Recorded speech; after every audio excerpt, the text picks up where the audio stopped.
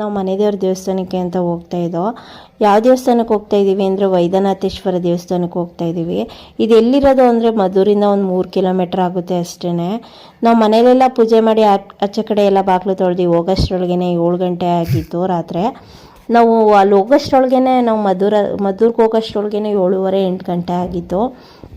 ಅಲ್ಲೆಲ್ಲ ಜಾತ್ರೆ ಥರ ಮಾಡಿದ್ದಾರೆ, ತುಂಬ ಚೆನ್ನಾಗಿದೆ ಫ್ರೆಂಡ್ಸ್.